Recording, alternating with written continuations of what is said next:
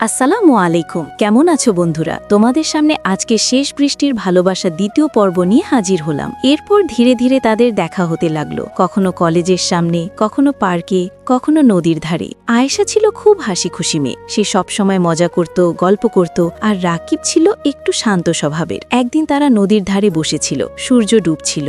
আয়েশা হঠাৎ বলল, রাকিব, তুমি কি কখনো প্রেমে পড়েছ? রাকিব একটু চুপ করে থেকে বলল, হয়তো এখন পড়েছি। আয়েশা অবাক হয়ে বলল, কার প্রেমে? রাকিব মুচকি হেসে বলল, তোমার। আয়েশা লজ্জায় মুখ নিচু করে ফেলল। সেদিন থেকেই তাদের বন্ধুত্ব বদলে গেল ভালোবাসায়। তাদের দিনগুলো খুব সুন্দর কাটছিল। তারা একসাথে ঘুরতে যেত, আইসক্রিম খেত, ছবি তুলত। আয়েশা স্বপ্ন দেখত একদিন রাকিবের সাথে একটা ছোট বাড়ি হবে, সেখানে তারা সুখে থাকবে। রাকিব বলতো, আমি একদিন বিদেশে যাব, অনেক টাকা উপার্জন করব, তারপর তোমাকে বিয়ে করব।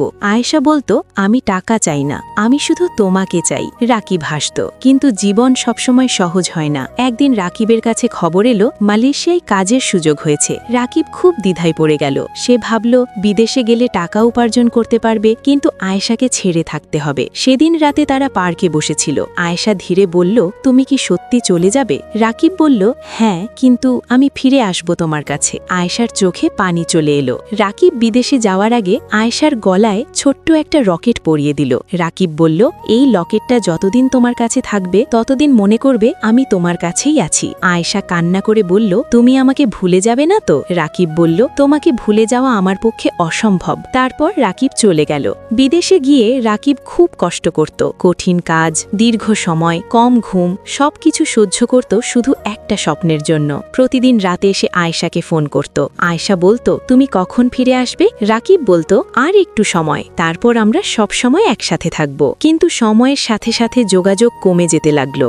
কাজের চাপ, দূরত্ব, সবকিছু তাদের ভালোবাসাকে কঠিন পরীক্ষার মধ্যে ফেলল। 2 বছর কেটে গেল।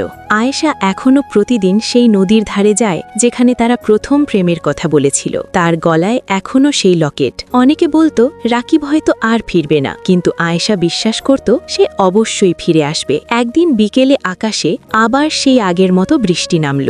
আয়েশা নদীর ধারে দাঁড়িয়েছিল। হঠাৎ পেছন থেকে একটা পরিচিত কণ্ঠ শোনা গেল। আয়েশা ঘুরে দাঁড়ালো। তার সামনে দাঁড়িয়ে আছে রাকিব।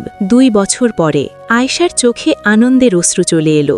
রাকিব ধীরে বলল, আমি ফিরে এসেছি, এবার আর কোথাও যাব না। আয়েশা দৌড়ে এসে তাকে জড়িয়ে ধরল।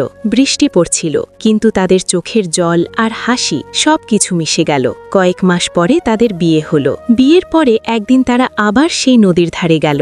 রাকিব বলল, এই জায়গাটা আমাদের ভালোবাসার শুরু। আয়েশা হাসল। সূর্য ডুবছিল, আর তাদের ভালোবাসা নতুন জীবনের দিকে এগিয়ে যাচ্ছিল। এরকম আরও নতুন নতুন গল্প পেতে সাবস্ক্রাইব করে পাশে থাকুন।